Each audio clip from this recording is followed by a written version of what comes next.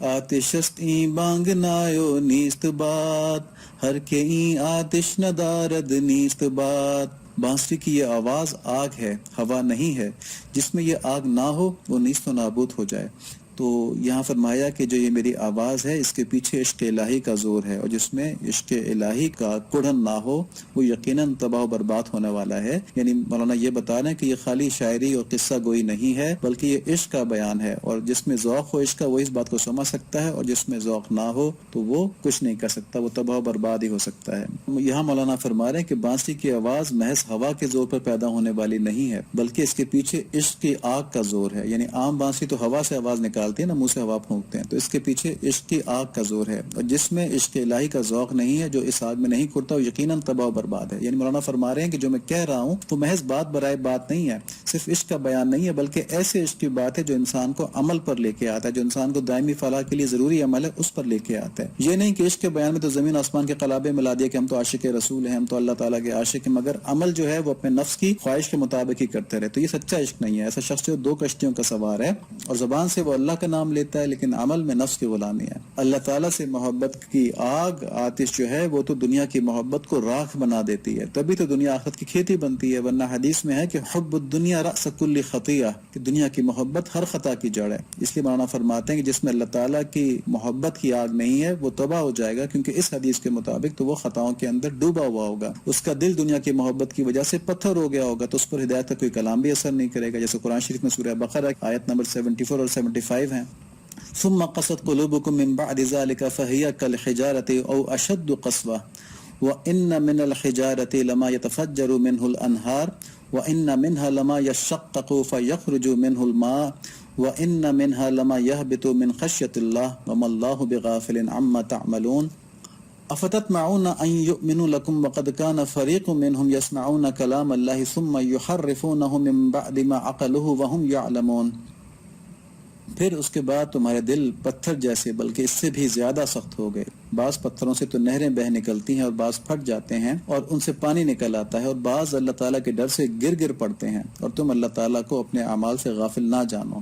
مسلمانوں، کیا تمہاری خواہش ہے کہ یہ لوگ ایماندار بن جائیں، حالانکہ ان میں ایسے بھی ہیں جو کلام اللہ کو سن کر عقل اور علم ہوتے ہوئے پھر بھی بدل ڈالا کرتے ہیں. عقل یہاں پہ فرمایا عقل اور علم ہوتے ہوئے، تو وہ عقل اور علم جو ہے وہ نفس کی خواہشات سے غالب ہو جاتا ہے. تو یہاں پہ اللہ تعالیٰ ہم کو ہمارے قلب کو وہ نور نصیب فرمائے، وہ ذوق نصیب فرمائے کہ ہم ان باتوں کو جذب کرنے والے بن جائیں، ہمارے دل پتھر کی طرح سخت نہ ہو جائیں. اللہ تعالیٰ اپنی پناہ نصیب فرمائے ہم کو، اور ہمارے نفس جو ہے وہ ہماری عقل کے اوپر غالب نہ آئے. آگے فرماتے ہیں آتش عشق است کندر نے فتات، جوشش عشق است کندر میں فتات. عشق کی آگ ہے جو بانسری میں لگی ہوئی ہے، عشق کا جوش ہے جو شراب میں آیا ہوا ہے. تو یہاں پر اوپر والے مضمون کی وضاحت ہے کہ بانسری کے بارے میں جو کہا کہ اس سے آگ نکل رہی ہے، تو اس سے مراد عشق کی آگ ہے، اور شراب پی کر جو جوش چڑھتا ہے وہ بھی عشق کے جوش کی وجہ سے ہوتا ہے. تو آگ سے مراد یہاں پر عاشق ہے، کیونکہ آگ جو ہے وہ سوز کا مظہر ہے نا، آگ جلاتی ہے نا، تو عاشق بھی اپنی کیفیت دوسروں تک منتقل کر کے ان کو جلاتا ہے، اور شراب جو ہے وہ لوگوں کو مست اور بے خود کر دیتی ہے. تو اس سے مراد معشوق حقیقی ہے، یعنی اللہ تعالیٰ ہیں. تو جب اللہ تعالیٰ کے حسن کا ذرا بھی معرفت انسان کے اندر آتی ہے تو وہ اللہ تعالیٰ کی محبت میں مشہور ہو جاتا ہے، یعنی اس نے وہ شراب پی لی. دیکھیں ایک شعر ہے جو صوفی اقبال صاحب رحمۃ اللہ علیہ پڑھا کرتے تھے، بہت بڑے بزرگ تھے، جنت البقیع میں مدفون ہے. تو پڑھا کرتے تھے کہ حسن و عشق کی لاگ میں اکثر چھیڑ ادھر سے ہوتی ہے، شمع کا شعلہ جب لہرایا اڑ کے چلا پروانہ بھی. یعنی کہ حسن و عشق کی لاگ میں اکثر یہ جو حسن اور عشق کی باتیں ہیں اس میں چھیڑ ادھر سے ہوتی ہے. اس پہ وہ آنکھ سے اشارہ بھی کرتے تھے کہ اللہ تعالیٰ کی طرف سے شروع ہوتا ہے، اللہ تعالیٰ تم پر توجہ فرماتے ہیں، تب تم اللہ تعالیٰ کی طرف بڑھتے ہو، اللہ تعالیٰ سے محبت کرتے ہو. شمع کا شعلہ جب لہرایا اڑ کے چلا پروانہ بھی، ایک لگی کے دو ہیں اثر اور دونوں حسب مراتب ہیں، لو جو لگائے شمع کھڑی ہے رقص میں ہے پروانہ بھی. یہ آرزو لکھنوی کے شعر ہیں، لیکن اس کو عشق حقیقی میں یہاں پڑھیں تو پھر بڑا لطف آتا ہے. یعنی پہلے اللہ تعالیٰ کی محبت بندے پر متوجہ ہوتی ہے، پھر اللہ تعالیٰ کی طرف بندہ متوجہ ہوتا ہے، پھر ان کے عشق میں مبتلا ہوتا ہے. تو یہ احسان اللہ تعالیٰ کا ہے، بندے کا کمال نہیں ہے کہ میں تو بہت اونچی چیز ہوں اللہ تعالیٰ میں آپ سے محبت کر رہا ہوں. یہ نہیں ہے، یہ ادھر سے آئی ہوئی چیز ہے، ہم خالی رسپونڈ کر رہے ہیں. ایک حدیث شریف ہے جس کا مفہوم ہے، اللہ تعالیٰ نے فرمایا کہ میں ایک چھپا ہوا خزانہ تھا، میں نے چاہا کہ میں جانا جاؤں تو میں نے خلقت کو تخلیق کیا تاکہ میں پہچانا جاؤں. یعنی مخلوقات میں خالق حقیقی کے تمام اوصاف کی تجلیات جو ہیں وہ ظاہر ہوں گی اور اس سے ان کی پہچان ہوگی. تو یہ مضمون جو ہے یہ قرآن شریف کی ایک آیت سے بھی واضح ہوتا ہے. سورہ زاریات کی آیت نمبر 56 ہے، وَمَا خَلَقْتُ الْجِنَّ وَالْإِنسَ إِلَّا لِيَعْبُدُونَ، کہ میں نے انسانوں اور جنات کو محض اس لیے پیدا کیا ہے کہ وہ میری عبادت کریں. تو اس میں جو تفسیر ہے اس میں حضرت ابن عباس رضی اللہ تعالیٰ عنہ فرماتے ہیں کہ لیعبدون سے مراد لیعرفون ہے، یعنی میری معرفت حاصل کریں. تو یہاں ثابت ہوا اللہ تعالیٰ چاہتے ہیں کہ اللہ تعالیٰ کی مخلوق اللہ تعالیٰ کو پہچانے، ان کی طرف بڑھے. ایسی سورہ عنکبوت کے اندر آیت نمبر 69 ہے، وَالَّذِينَ جَاهَدُوا فِينَا لَنَهْدِيَنَّهُمْ سُبُلَنَا وَإِنَّ اللَّهَ لَمَعَ الْمُحْسِنِينَ، کہ جو لوگ ہماری راہ میں مشقت کرتے ہیں، جہد کرتے ہیں، ان کو ضرور ضرور اپنے راستے ہم دکھلا دیں گے، بے شک اللہ تعالیٰ نیکوکاروں کاروں کے ساتھ ہیں. تو یہاں پہ والذین جاہدوا فینا یعنی فینا کا لفظ استعمال ہوا جس کا مطلب ہوا کہ ہمارے اندر کوشش کرتے ہیں. یہاں اس سے مراد یہ ہے کہ میری معرفت میں کوشش کرتے ہیں. تو جو اللہ تعالیٰ کی طرف، اللہ تعالیٰ کی معرفت کی طرف، محبت کی طرف بڑھنے کی کوشش کرے گا، اللہ تعالیٰ اس کو راستے دکھلا دیں گے.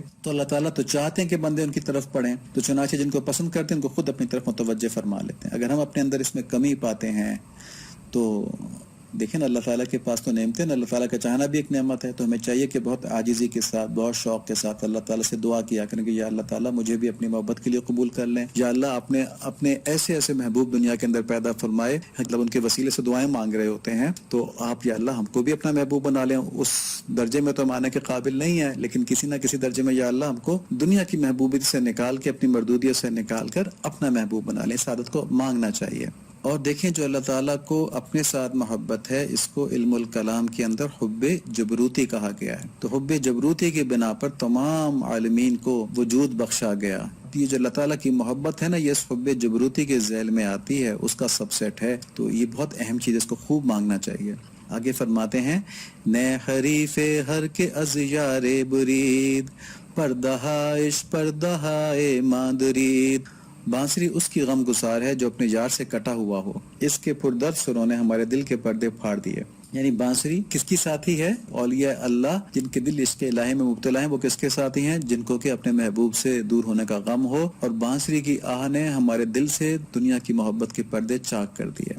ہم چنے زہرے و تریاقے کے دید، ہم چنے دم ساز و مشتاقے کے دید. یہاں پہ مولانا حقیقت بتا رہے ہیں کہ بانسی جیسا زہر اور تریاق کسی نے نہیں دیکھا، بانسی جیسا رفیق اور عاشق بھی کسی نے نہیں دیکھا. تو یعنی یہاں بانسی سے مراد وہ کامل انسان ہے جو اللہ تعالیٰ کی ناراضی سے بچنے کے لیے اپنی ساری نفسانی خواہشات ختم کر دیتا ہے. گویا وہ اپنے لیے زہر ہے، لیکن ساتھ ہی ساتھ جیسے جیسے اپنی نفسانی خواہشات کو ختم کرتا ہے، اللہ تعالیٰ کے قرب اور معرفت حاصل کر رہا ہوتا ہے، جس کی جزا جو ہے وہ جنت ہے، جو ہمیشہ ہمیشہ باقی رہنے والی ہے. اس کو تصوف کی اصطلاح میں فنا و بقا کہتے ہیں. یعنی اس نے اپنی نفسانی خواہشات فنا کر دیں تو اس کو جنت کے اندر ہمیشہ ہمیشہ کی بقا مل گئی. اللہ تعالیٰ کی محبت اس کو ہمیشہ ہمیشہ کے لیے مل گئی. آخرت کی چیزیں جو ہے نا یہ انفائنائٹ ہے نا، اس لیے کہا گیا کہ ان کو یہ باقی رہنے والی ہیں.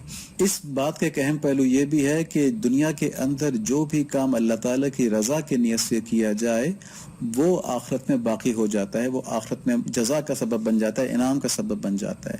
لیکن صرف وہ کام جو اللہ تعالیٰ کی رضا کی نیت سے کیا جائے. اگر کوئی اچھا کام اس نیت سے کیا جائے کہ بھی میں آخرت کا لالچی تو نہیں ہوں، میں تو دنیا میں انسانیت کی خدمت کرنا چاہتا ہوں، تو بس اللہ تعالیٰ اس انسانیت کی خدمت کے بدلے میں دنیا میں مشہوری دے دیں گے. مگر آخرت کی طرف سے جو بے رغبتی کی گئی ہے نا، جو آخرت کی قدر نہیں کی گئی، اس کی سزا ملے گی، اس تکبر کے اوپر سزا ملے گی. تو اللہ تعالیٰ ہمیں محفوظ فرمائے ایسے تکبر سے کہ ہم اپنے آپ کو آخرت سے سمجھیں کہ ہمیں ضرورت ہی نہیں آخرت کی.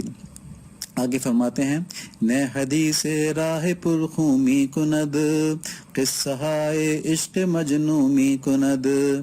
بانسری خطرناک اور پرخون راستے کی بات کرتی ہے، مجنو کے عشق کے قصے بیان کرتی ہے. یعنی کہ یہ اللہ تعالیٰ کی محبت کا راستہ اتنا آسان نہیں ہے کہ تم سمجھو کہ بس باتیں ہو گئی، میں نے زبانی باتیں کر لی تو ہو گیا. تمہیں اپنی جو دنیاوی خواہشات ہیں ان کا خون بہانا پڑے گا. اب یہاں پہ جیسے ہم یہ بات کرتے ہیں نا تو شیطان وسوسہ ڈالتا ہے کہ یار یہ تو بڑا مشکل کام ہے، اتنا پکا مسلمان بننے کی کیا ضرورت ہے. اگر ہم بن گئے تو یار یہ تو ساری ہمارے مزے ہی ختم ہو جائیں گے نا، بس تھوڑا بہت دین پر بھی چل لو اور دنیا بھی ساتھ چلاؤ، اللہ معاف کرنے والے ہیں. یہ ایک دھوکہ ہے، ایسا نہیں ہے. میرے ایک جاننے والے ہیں، وہ کہتے ہیں کہ میں جب بھی مجھے ہدایت کی دعا مانگنے کا خیال آتا تو میں سوچتا کہ یا اللہ اگر میری دعا قبول ہو گئی تو سارے دنیا کے مزے تو ختم ہو جائیں گے، نیری مولویت رہ جائے گی. تو پھر کہتے ہیں ایک دن میں نے سوچا کہ بھئی آخرت ہے تو دنیا سے بہتر ہی نا، میں دعا کیوں نہیں مانگتا. تو میں نے جبر کر کے دعا اللہ تعالیٰ سے مانگی اور بڑے اخلاص کے ساتھ مانگی، اور کہتے ہیں پھر الحمدللہ ایسی قبول ہوگی کہ اب ظاہر تو میرا اہل اللہ کی طرح کا ہی ہے، باطن میں بھی اللہ تعالیٰ نور ڈال دیں انشاءاللہ، تو امید ہے کہ مغفرت ہو جائے گی. لیکن میں بہت خوش بھی ہوں اس حالت پہ، اپنی پچھلی حالت پہ مجھ کو افسوس ہوتا ہے. تو جو شیطان کہتا ہے نا کہ نہیں یار پھر تو مزہ ہی دنیا کے ختم ہو گیا، تو کہتے ہیں اب مزہ زیادہ آ رہا ہے. تو یہ ایک دھوکہ ہوتا ہے. اب یہ کہ اس دھوکے سے کیسا نکلا جائے، اس شیطان کا مقابلہ کیسا کیا جائے، یہ کوئی آسان نہیں ہے. تو یہاں پر مولانا جو ہے ان اشعار میں ہمیں مثنوی کا پہلا سبق دے رہے ہیں کہ اپنے اندر اللہ تعالیٰ کی محبت پیدا کر لیں، اور یہ محبت ان ذرائع سے ملے گی جو اللہ تعالیٰ نے اس مقصد کے لیے پیدا فرمائے. وہ ذرائع کیا ہیں؟ قرآن شریف کے اندر سورہ توبہ میں آیت نمبر 119 ہے، یا ایھا الذین آمنوا اتقوا اللہ وکونوا مع الصادقین، کہ ایمان والو اللہ تعالیٰ سے ڈرو اور صادقین کے ساتھ ہو جاؤ. اب دیکھیں یہ اللہ تعالیٰ کی طرف سے حکم ہے قرآن شریف میں کہ اللہ سے ڈرو اور صادقین کے ساتھ ہو جاؤ. تو صادقین کے ساتھ ہو جانا ایک حکم ہوا. تو یہ حکم جب تک قرآن ہے، جب تک یہ حکم ہے، قیامت تک ہے. تو پھر اس حکم پر عمل کیسے ہوگا اگر صادقین ہی پیدا نہ ہو؟ تو اللہ تعالیٰ صادقین کو پیدا فرماتے رہتے ہیں. ہمارا کام یہ ہے کہ ان کو ڈھونڈ کر ہم ان کے ساتھ چلے جائیں. دیکھیں نا قرآن شریف میں اللہ تعالیٰ راستہ بتا رہے ہیں نا اس چیز کا، تو ہمیں ان کو ڈھونڈنا، ان کی طرف چلنا، یہ ہمارا کام ہے. اس سے ہمیں اللہ تعالیٰ کی محبت مل جائے گی. اب ان کی کچھ پہچان ہوتی ہے، تو انشاءاللہ ہم اگلے لیکچر کے اندر یا کسی اگلے لیکچروں میں سے کسی میں جہاں موقع ملے گا ان صادقین کی پہچان بھی بتا دیں گے. اور ایک اور اہم بات یہ ہے کہ ہمیں اس طرف سے بے اعتنائی نہیں کرنی چاہیے، اہل اللہ کی طرف سے بے اعتنائی نہیں کرنا چاہیے. دیکھیں دنیا کے لحاظ سے میں جہاں فائدہ ہو رہا ہوتا ہے نا تھوڑا سا بھی ہم وہاں پہنچ جاتے ہیں. ہمیں پتہ چلے کہ ہمیں اگر ہم کاروباری ہیں تو فلاں آدمی سے کانٹیکٹ کرنے کے ذریعے ہمیں اتنا بزنس مل جائے گا، تو ہم اپنی تمام مصروفیات آگے پیچھے کر کے اس آدمی تک پہنچ جاتے ہیں. اگر ہم تنخواہ دار ملازم ہیں، ہمیں پتہ چل جائے فلاں آدمی کے ساتھ تعلقات بن جائیں یا اس سے کانٹیکٹ ہو جائے تو ہماری پروموشن یا ہماری فلاں چیز، ہماری پوسٹنگ، یہ اس میں فائدہ ہو جائے گا، تو ہم اپنی تمام مصروفیات آگے پیچھے کر کے وہاں پہنچ جاتے ہیں. لیکن جب ہمیں پتہ چلے کہ فلاں آدمی کے ذریعے ہمیں اللہ تعالیٰ کے تعلق میں کچھ ترقی نصیب ہوگی تو ہم کیا کرتے ہیں؟ تو اس کے بارے میں ہمارے شیخ تو یہ فرماتے ہیں کہ ہماری حالت آج کل کے دور میں ایسی ہو گئی کہ اگر حضرت شیخ عبد القادر جیلانی رحمۃ اللہ علیہ کے آ کے ہماری بیل رنگ کریں اور کہیں کہ جی مجھے آپ کی خدمت کرنے کا حکم ہوا، میں آپ کو کچھ اللہ تعالیٰ کی طرف سے محبت کا انعام میں سے کچھ دینا چاہتا ہوں، تو ہم کہیں گے اچھا اگر فوری طور پہ دے سکتے ہیں تو دے دیں. اگر کوئی لمبا کام ہے تو پھر ذات فرصت سے آئیے گا، ابھی ٹائم نہیں ہے ہمارے پاس. یہ تو ایکسپلین کرنے کے لیے ایک بات بتائی گئی نا، لیکن حقیقتاً ایسا ہی ہے. تو اس نعمت کی ناقدری جو ہے اور جو بے توجہی ہے اس طرف، وہ کس وجہ سے ہے کہ دنیا کی محبت دل کے اندر راسخ ہو چکی ہے، اور یہ جب تک نہیں نکلے گی، جب تک کہ نفس کی اصلاح نہیں ہوگی. کیونکہ دنیا کی محبت طبعی ہے، نیچرل ہے ہمارے لیے، اس کے لیے تبلیغ نہیں کرنی پڑتی، دل خود بخود اس طرف جاتا ہے نفس کے نیچرل انکلینیشن کی وجہ سے، نفس کے طبعی میلان کی وجہ سے دنیا کی طرف رغبت کرتا ہے. تو اس کے لیے کیا ہے کہ اس کے لیے روح کو غلبہ دینا پڑتا ہے، روح کے اوپر محنت کرنی پڑتی ہے تاکہ دنیا کی محبت نکل جائے. اور اگر نہیں نکلے گی تو ہماری دنیا کی محبت سے آخرت کی غفلت بڑھتی جائے گی. اور آخرت کا کیا ہوگا؟ یہ فزکس کے لا آف انٹروپی کی طرح جس میں بتایا گیا ہے کہ ہر نیچرل پروسیس جو ہے وہ کائنات کے اندر ڈس آرڈر کو بڑھاتا ہے. یعنی اس کی ایک مثال سمجھ لیں کہ کمرے کو صاف نہیں کریں گے تو کمرہ گندا نہیں کرنا پڑے گا، کمرہ خود بخود گندا ہوتا جائے گا. ٹھیک ہے، یہ جو گندگی کا عمل ہے یہ خود بخود ہوتا جاتا ہے. تو آخرت خود بخود خراب ہوتی جائے گی اگر ہم اپنے نفس کو ٹھیک نہیں کریں گے. تو اللہ تعالی ہم کو ان باتوں کو سمجھنے کی، عمل کرنے کی توفیق نصیب فرمائے. اللہم صلی علی سیدنا مولانا محمد النبی الامی وعلی آلہ وصحبہ وبارک وسلم تسلیما کثیرا کثیرا. آمین.